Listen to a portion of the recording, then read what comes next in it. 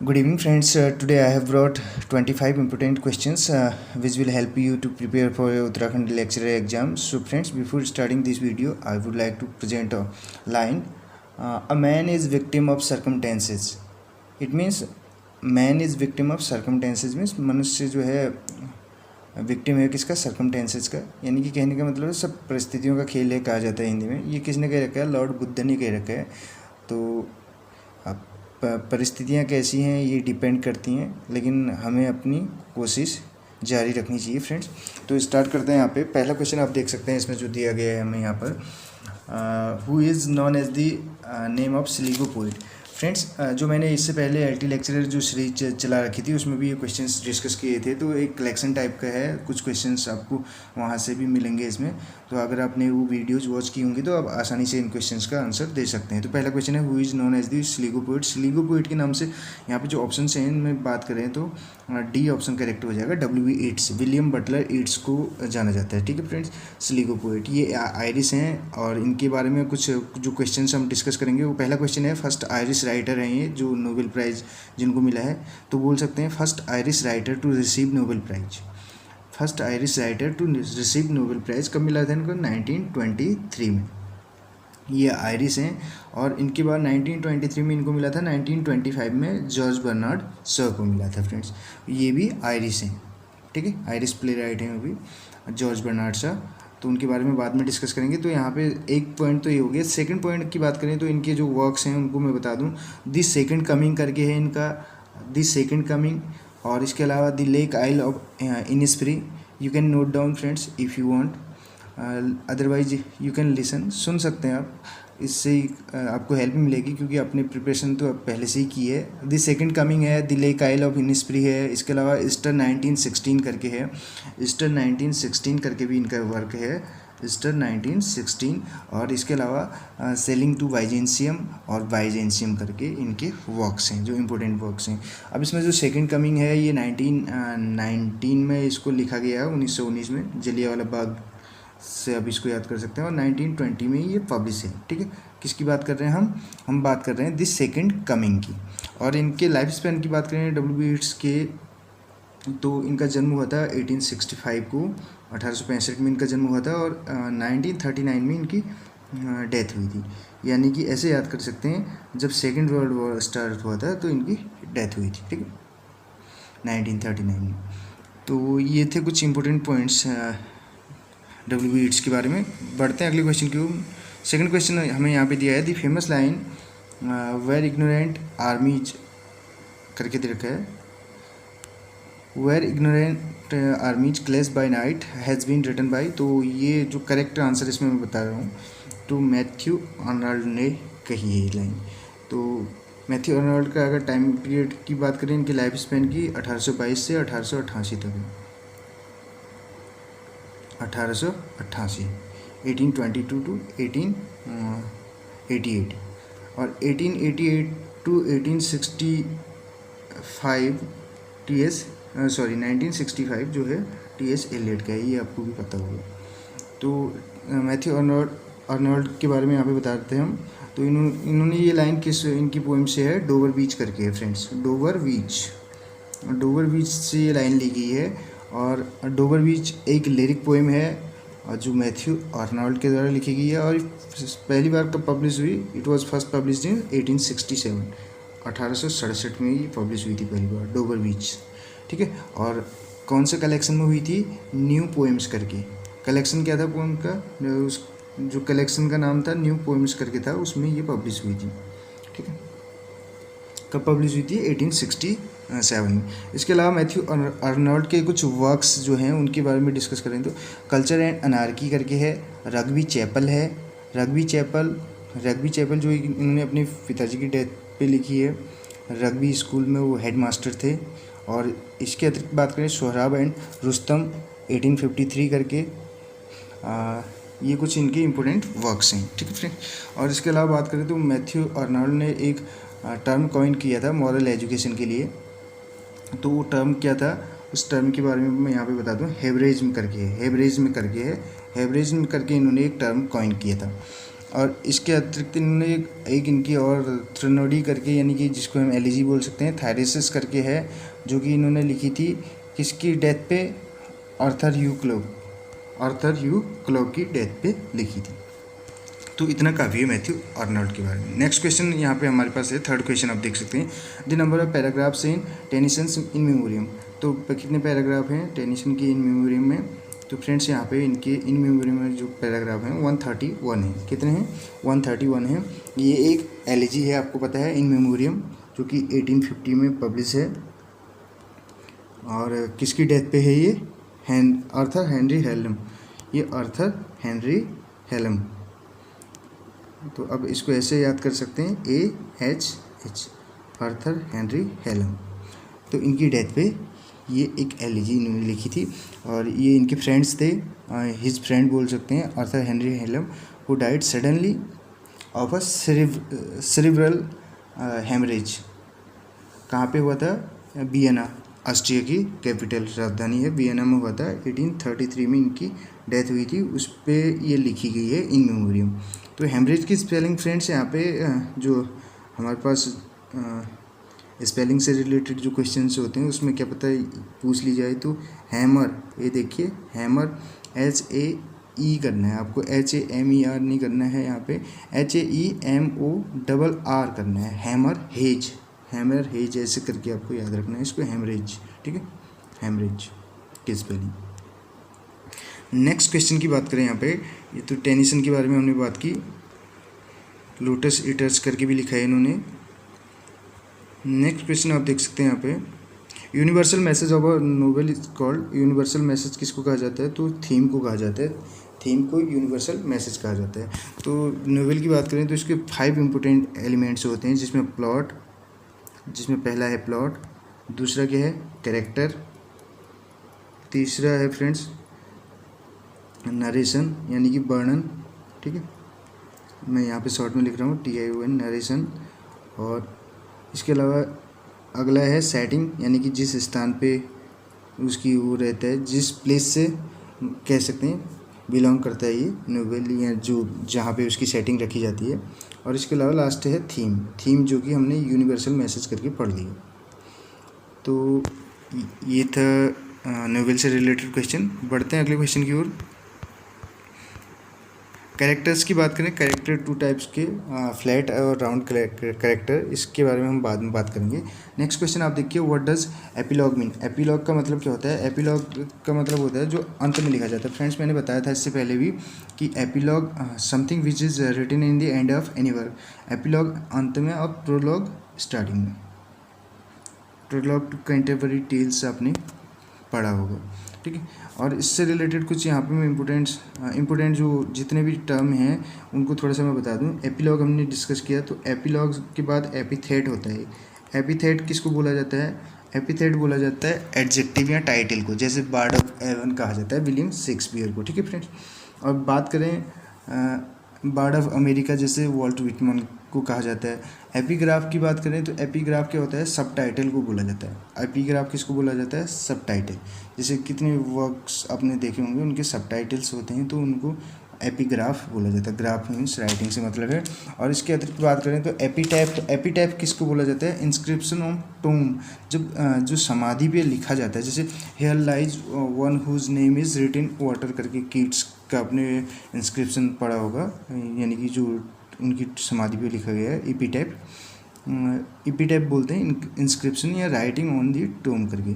Epigram होता है, epigram आपने सुना होगा, एपिग्राम को बोलते हैं short and VT saying.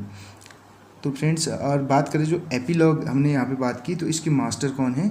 George Bernard Shaw. Next question यहाँ पे देखिए, the line earth is the right place for love, किसने लिखा है ये?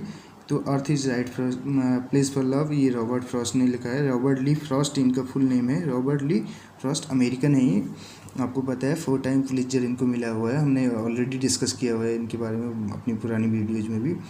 तो इन्होंने ये लाइन जो कह रखी है कि कौन सी पोएम में कह रखी है? बर्चेज करके है इनकी, बर्चेज करके, ठीक है फ्रेंड्स।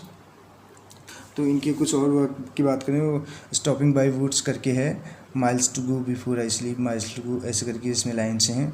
और इसके अलावा आपको पता है इन्होंने बहुत सारी इम्पोर्टेंट वर्क्स लिखे हैं, मेंडिंग वॉल भी है इनका। तो good fences, good neighbours make good fences करके ऐसा कुछ इसमें लाइन्स हैं, ये लाइनें आपको पता होंगी। तो बढ़ते हैं अगले क्वेश्चन की ओर। यहाँ पे नेक्स्ट क्वेश्चन आप देख सकते हैं, फादर ऑफ इंग्लिश ग्रामर किसको कहा जाता है? तो करेक्ट आंसर यहाँ पे लिंडम अरे हो जाएगा, बी ऑप्शन करेक्ट हो जाएगा। फादर ऑफ इंग्लिश ग्रामर इनको कहा जाता है। Father of English literature Geoffrey Chaucer को बोला जाता है। फादर ऑफ इंग्लिश लैंग्वेज भी जेफरी चौसर को बोला जाता है। मॉर्निंग स्टार ऑफ रेनेसा भी जेफरी चौसर को ही बोला जाता है। फादर ऑफ इंग्लिश पोएट्री भी जेफरी चौसर है। अब ये ग्रामर से रिलेटेड क्वेश्चन है, इफ़ ही के बाद ही विल सक्सीड।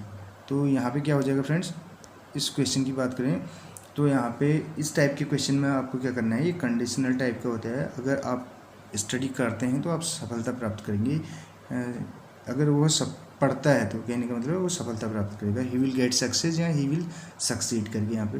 तो इसमें पहला जो इफ़ के साथ जो पार्ट दिया रहता है फ्रेंड्स, याद रखना है, इफ़ के साथ जो दिया रहेगा उसको प्रेजेंट इंडेफिनिट में बनाना है। दूसरा पार्ट आपको फ्यूचर इंडेफिनिट, प्रेजेंट इंडेफिनिट और फ्यूचर इंडेफिनिट। प्रेजेंट इंडेफिनिट उस पार्ट को बनाना है जिसमें इफ़ या व्हेन आपको इस टाइप से दिया रहेगा, ठीक है। तो यहाँ पे इफ़ ही स्टडीज हो जाएगा, क्योंकि प्रेजेंट इंडेफिनिट में क्या होता है, ये सिंगुलर सब्जेक्ट के साथ ऐसे ही एस लगता है वर्ब की फर्स्ट फॉर्म में। जब वाई हटता है तो क्या आता है, वाई की जगह आई ई लगता है, ठीक है।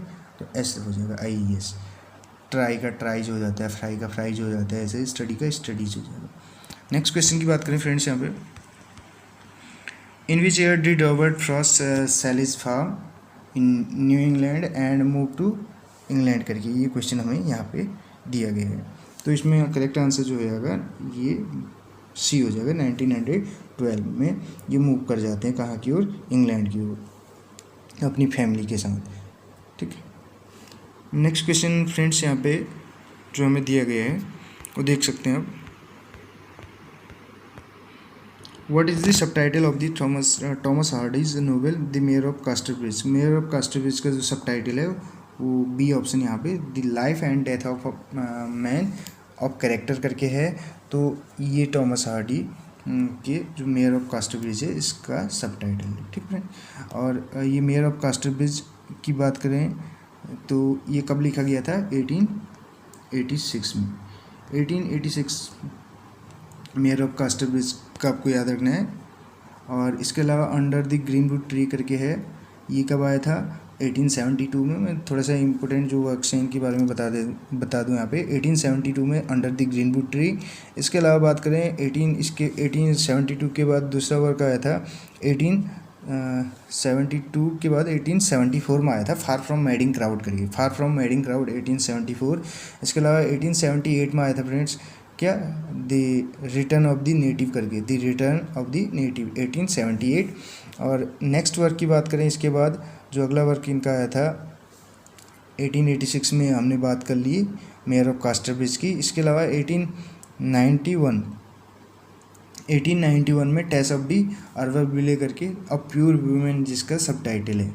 और नेक्स्ट वर्क, लास्ट वर्क की बात करें, लास्ट नोवेल की, ज्यूड दी ऑब्सक्योर करके है ना 1895। तो और इनके जो नोवेल्स हैं इनकी सेटिंग कहाँ पे है, वेसेक्स करके आपने सुना होगा, जैसे आर के नारायण की मालगुडी है तो इनकी वेसेक्स करके। नेक्स्ट क्वेश्चन फ्रेंड्स यहाँ पे देखिए, इसमें कुछ सबटाइटल भी दे रखे हैं। ये what you a pure women किसका है, मैंने बताया आपको, टेस ऑफ दी अर्वरविले का है, इन्हीं का नोवेल है। और what you will twelfth night का है, विलियम शेक्सपियर का है। एंड गेम किसने लिखा है, सैमुअल बेकेट का है, ठीक है। Which of the following was written by Mulk Raj Anand, Mulk Raj Anand के द्वारा कौन सा लिखा गया है इसमें। तो फ्रेंड्स यहाँ पे सर्पेंट एंड द राजा राव का है, वाइट टाइगर अरविंद अडिगा का है, स्वामी एंड फ्रेंड्स आर के नारायण का है। तो अनटचेबल जो है किसका है, ये मुल्कराज आनंद के द्वारा लिखा गया है। मुल्कराज आनंद को चार्ल्स डिकिंस ऑफ इंडिया कहा जाता है, पहला पॉइंट ये हो गया कि चार्ल्स डिकिंस ऑफ इंडिया कहा जाता है। इसके अलावा father of Indian English novel कहा जाता है, father of Indian English novel इनको कहा जाता है। इसके बाद बात करें तो अनटचेबल जो है इनका फर्स्ट क्या है नोवेल है, मुल्क राज आनंद का फर्स्ट नोवेल क्या है, अनटचेबल है, जिसमें बाखा नाम का कैरेक्टर होता है। और इसके अलावा बात करें एक इनका और फेमस नोवेल है कूली करके, कूली 1936 में, जिसको कैरेक्टर नोवेल कहा जाता है। फ्रेंड्स क्या बोला जाता है, कैरेक्टर नोवेल कहा जाता है, कैरेक्टर नोवेल कहा जाता है किसको, कूली को। और कूली में जो कैरेक्टर जो प्रोटैगनिस्ट होता है वो कौन होता है, मुन्नू, मुन्नू करके कैरेक्टर इसमें प्रोटैगनिस्ट होते हैं, हीरो। और बात करें the old man and the cow करके है, और the old man and the cow 1960, इसका सबटाइटल गौरी करके, क्या है subtitle, Gauri, old man and the cow करके इसका सबटाइटल गौरी है। और मॉर्निंग फेस 1968, मॉर्निंग फेस जो है इनका 1968, हमने बायोग्राफी डिस्कस कर रखी है। मॉर्निंग फेस के लिए इनको साहित्य अकेडमी मिला था, कब मिला था, 1971 में मिला था। साहित्य अकेडमी की लिस्ट भी हमने ऑलरेडी अपलोड की हुई है, अगर आपने नहीं देखी वो वीडियो तो आप उसको जाके देख सकते हैं, वहाँ से एक क्वेश्चन तो बनेगा ही बनेगा। और मॉर्निंग फेस में जो हीरो है, जो प्रोटैगनिस्ट है, वो कृष्ण चंद्र करके है, कृष्ण चंद्र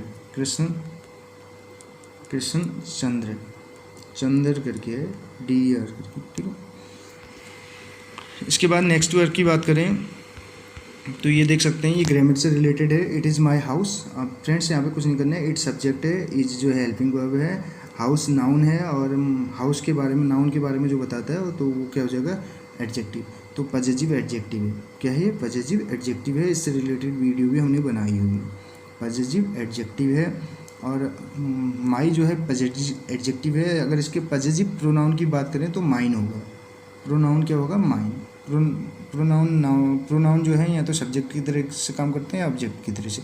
अब माइन कैसे होगा, this house is mine, this house is mine करके हम कर सकते हैं, दिस हाउस इज़ माइन, ये लास्ट में आएगा, ठीक है फ्रेंड। इसके बाद ऐसे हाउस नहीं आएगा, क्योंकि अगर हाउस हमें लाना है तो माई यूज करेंगे, क्योंकि एडजेक्टिव यूज करेंगे हम उसके लिए, ना कि प्रोनाउन। नेक्स्ट आप देखिए यहाँ पे, हु रोट सेलेस्टियल ओमनिबस, तो किसने लिखा था, ये E.M. फॉस्टर का है। E.M. फॉस्टर के बारे में मैं बात करूँ तो यहाँ पे E.M. फॉस्टर से रिलेटेड कुछ जो है इंपॉर्टेंट पॉइंट्स यहाँ पे मैं बताने जा रहा हूँ फ्रेंड्स। तो इन्होंने अ पैसेज टू इंडिया करके लिखा है, 1924 में इनका नोवेल है अ पैसेज टू इंडिया। इसके अलावा where angels fear to tread करके है, द लॉन्गेस्ट जर्नी है, रूम बी द व्यू करके है, where angels fear to tread, the longest journey, room be the view, a passage to India, ये इनके work हैं। E.M. फॉस्टर के full नाम की बात करें, फुल नेम इनका है Edward Morgan Forster, Edward Morgan Forster.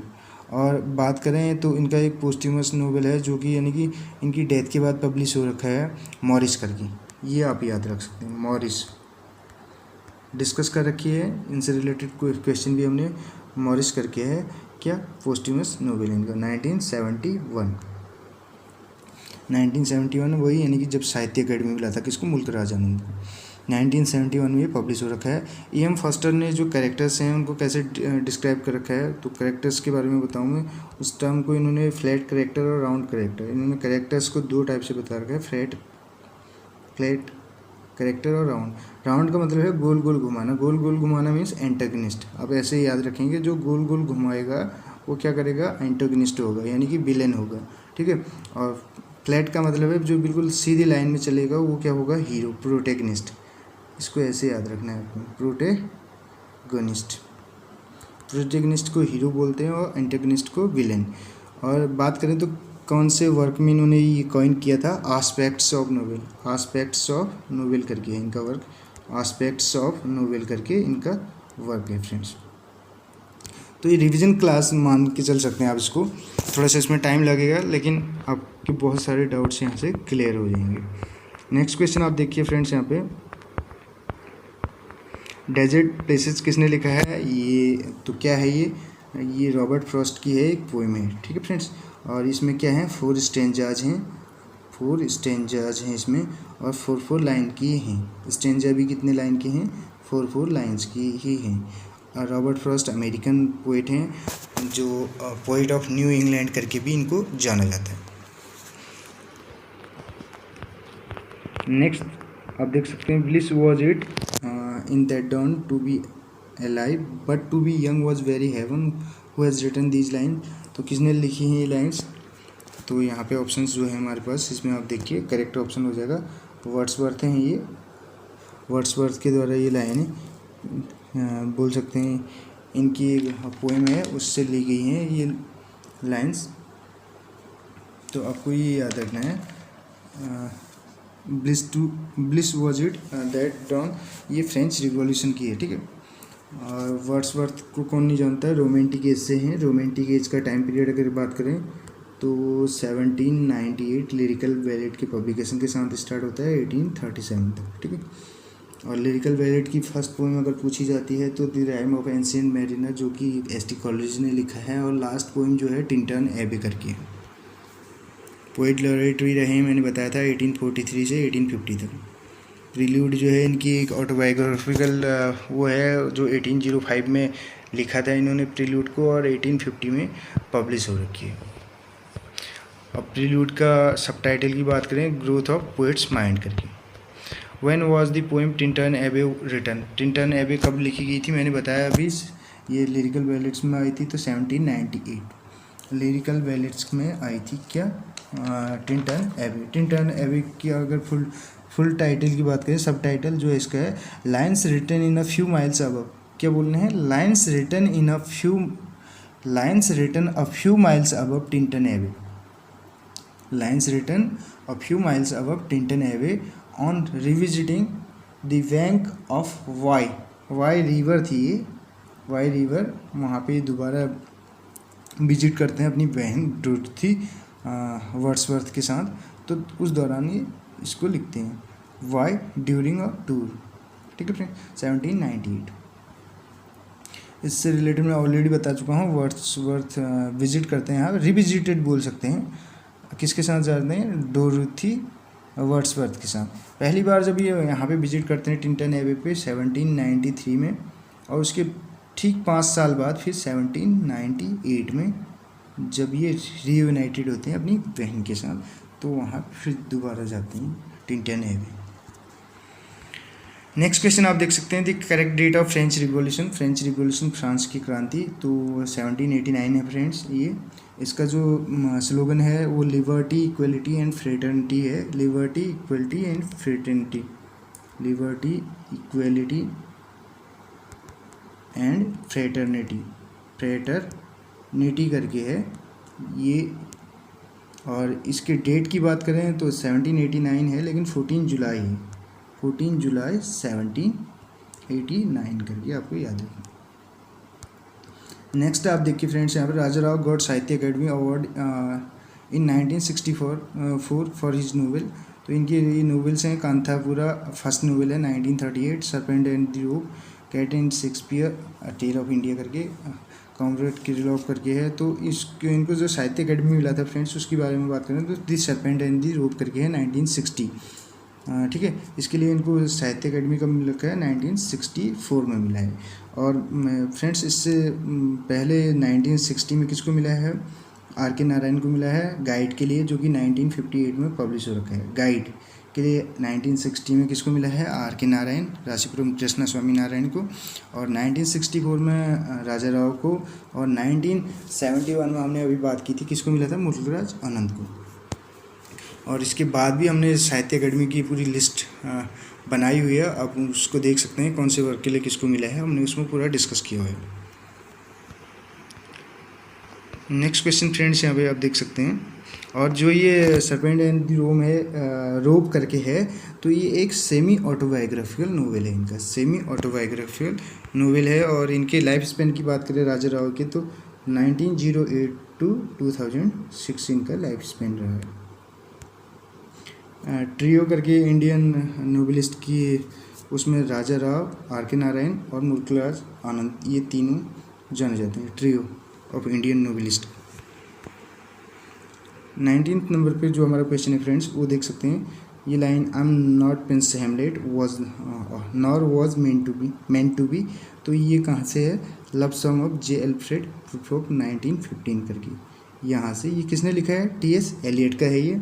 और इसके अलावा टी.एस. एलियट के बारे में बात करें तो इनका वेस्टलैंड कौन नहीं जानता 1922 में। और इसके अतिरिक्त मर्डर इन कैथेड्रल करके है इनका, दी फैमिली रियूनियन करके भी इनका वर्क है, और इनको नोबेल प्राइज़ कब मिला था? टी.एस. इलियट को 1948 में मिला था फ्रेंड्स, नोबेल प्राइज़ मिला था इनको 1948 में। Thomas stern Elliot. नेक्स्ट आप देख सकते हैं फ्रेंड्स यहाँ पे, who is the heroine of the Shakespeare's play? Shakespeare की प्ले की हीरोइन कौन होती है? हैमलेट जो है 4 ग्रेट ट्रेजेडीज हैं इनकी, तो इसमें HOKM, तो इसमें हीरोइन कौन होती हैं?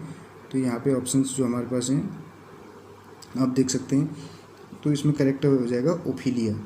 ठीक है फ्रेंड्स, कौन होती हैं हीरोइन? ओफिलिया। और डेस्डिमोना किसकी होती हैं? ओथेलो की वाइफ होती हैं। ठीक है, यहाँ पे जो इसका करेक्ट आंसर है वो ओफिलिया है, हैमलेट। Prince of Denmark. ये फ्रेंड्स ये क्वेश्चन हमने ऑलरेडी डिस्कस किए हुए थे, फिर भी इस कलेक्शन में हम इसको लेके आए हैं। फर्स्ट फोलियो शेक्सपियर का कब हुआ था? शेक्सपियर की प्ले का 1623। फोर फोलियोज हमने डिस्कस किए थे, तो उनके बारे में हमने बताया था। ये फर्स्ट फोलियो है, जिसके एडिटर कौन है? हेमिंजेस एंड कॉन्डेल करके हमने बताया था। इसमें 36 प्ले जो हैं, विलियम शेक्सपियर ने 37 प्लेज लिखे हैं, लेकिन इसमें 36 प्लेज ही जो हैं फर्स्ट फोलियो जो शेक्सपियर का है, इसमें 36 प्लेज ही अपीयर्ड हैं, यानी कि उन्हीं 36 प्लेज को जगह मिली है, पेरिकल्स को इसमें स्थान नहीं मिला है, पेरिकल्स। ठीक है, नेक्स्ट क्वेश्चन यहाँ पे friends, on the knocking at the gate of Macbeth और लॉन्गर ऐसे किसका है? तो हमने बताया था टॉमस डिक्वेंसी का है, जिन्होंने क्या लिखा था? Confession of an English opium eater करके, और द लेक रेमिनिस्सेंसेस करके भी हमने इनका वर्क डिस्कस किया था। और तीसरा वर्क तो आपको यहीं पे सामने स्क्रीन पे दिखाई दे रहा है, on the knocking at the gate of Macbeth करके। ओपियम ईटर के नाम से हमने बताया था कॉलरिज, जो कि इस सिलेबस में नहीं है, तो फिर भी आपको याद रखना है। Who called Hamlet an artistic failure? तो आर्टिस्टिक फेलियर किसने कहा था? ये हमारे टॉमस स्टर्न इलियट ने ही कहा था। तो आर्टिस्टिक फेलियर जो है हैमलेट को कहा जाता है, आर्टिस्टिक सक्सेस जो है मैकबेथ को कहा जाता है। नेक्स्ट क्वेश्चन फ्रेंड्स आप देख सकते हैं, our birth is but a sleep and forgetting करके है, तो ये कहाँ से है? इमॉर्टली ओड से है, विलियम वर्ड्सवर्थ का है इमॉर्टलिटी ओड। ठीक है, वहाँ से लाइन ली गई है। नेक्स्ट क्वेश्चन आप देख सकते हैं, the prelude presents the poet in the quest of his identity, हमने बताया था इसमें। अब प्रेल्यूड के बारे में हम ऑलरेडी बता चुके हैं, 1805 में रिटन, 1850 में पब्लिश्ड। सब टाइटल क्या है इसका? Growth of poets mind, William Wordsworth ने लिखा है, रोमांटिक एज से बिलोंग करते हैं, नेचर पोएट के नाम से जाने जाते हैं। तो ये काफ़ी है फ्रेंड्स, मेरे को लगता है इतना। तो ये थे 25 क्वेश्चंस फ्रेंड्स। कैसी लगी आपको वीडियो ज़रूर बताइएगा। अगर वीडियो अच्छी लगी हो तो कमेंट करना ना भूलिएगा, और अधिक से अधिक अपने फ्रेंड्स के साथ भी शेयर कीजिएगा फ्रेंड्स। आपका सहयोग बहुत ज़रूरी है, हम बताते आ रहे हैं अपनी पिछली वीडियोज़ में भी। Thank you so much friends, मिलते हैं अगली वीडियो में।